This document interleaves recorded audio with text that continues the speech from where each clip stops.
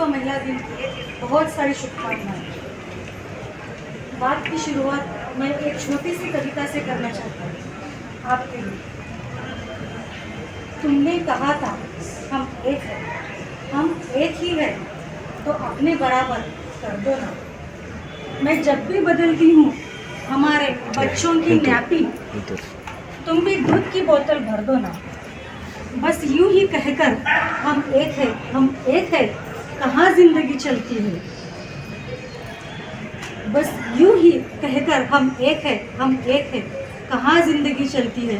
तुम भी बना दो कभी एक चाय की प्याली, बस यही एक कमी खलती है। मैं जब भी कभी ऑफिस चली जाऊं, तुम भी घर को संवार दो ना। तुमने कहा था कि हम एक है, हम एक है, तो अपने बराबर कर दो ना। 8 मार्च आज का ये दिन दुनिया को याद दिलाने के लिए है कि हर क्षेत्र में महिलाओं का बराबर का हिस्सा है। आज का दिन 8 मार्च ही हम महिला दिन क्यों मनाते हैं, शायद हम में से किसी को भी ये पता नहीं है। तो ये जानने के लिए हमें 100 साल पहले जाना पड़ेगा। 1908 में 1908 में अमेरिका यूएस में न्यूयॉर्क शहर में करीब 15,000 महिलाओं ने रास्ते पर उतरकर आंदोलन किया था। बहुत बड़े मोर्चे निकाले थे। इसलिए तो उनकी 3 मांगे थी। सबसे पहले उनकी डिमांड ये थी कि हमारे काम के समय को कम कीजिए। उन दिनों पुरुषों के बराबर में महिलाओं को अधिक समय काम करना पड़ता था। तो सबसे पहले उनकी मांग थी कि हमारे काम के समय को घंटों को कम कीजिए। उनकी दूसरी डिमांड थी समान वेतन अधिकार। उन दिनों पुरुषों के बराबर में एक ही काम के लिए महिलाओं को पगार सैलरी कम मिलती थी, तो एक काम के लिए हमें सैलरी भी समान दीजिए। यह उनकी दूसरी डिमांड थी। उनकी तीसरी डिमांड थी मतदान का अधिकार। उन दिनों महिलाओं को मतदान प्रक्रिया में भाग लेने का अधिकार नहीं था, तो उनकी तीसरी डिमांड थी कि हमें वोटिंग पावर दीजिए। 1908 से लेकर 1975 तक करीब 70 साल तक देश भर में हर जगह पर महिलाओं ने आंदोलन किए, मोर्चे निकाले। तब जाकर 1975 में 70 साल के बाद सभी देशों ने महिलाओं के अधिकार मान्य किए और महिलाओं के संघर्ष के सम्मान के लिए साल में एक दिन 8 मार्च के दिन महिला दिन सेलिब्रेट कर जाना चाहिए, ऐसा तय किया गया। 75 के बाद में हर देश 8 मार्च के बाद एक थीम लेकर चलती है।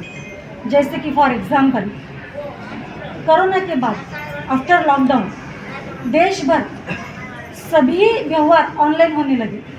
विजिट ऑल मतलब सबको, देश के हर एक नागरिक को ऑनलाइन ट्रांजैक्शन करना आना चाहिए। सब लोग डिजिटल ट्रांजैक्शन करने में प्रशिक्षित रहने चाहिए।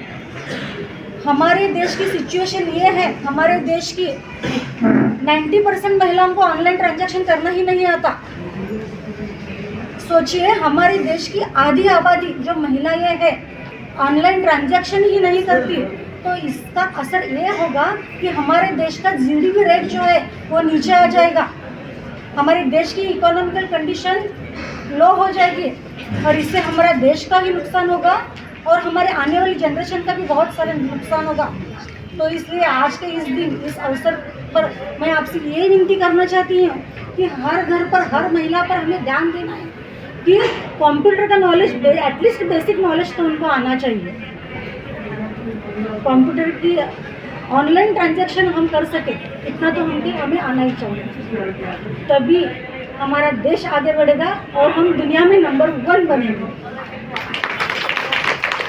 एक लेडी IAS ऑफिसर है, उन्होंने अपनी बात में बहुत खूबसूरती से ये बोला था, मैं आपके सामने कहना चाहती हूँ।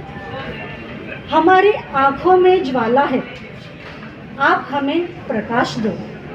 हमारे हाथों में पृथ्वी है, आप हमें आकाश दो।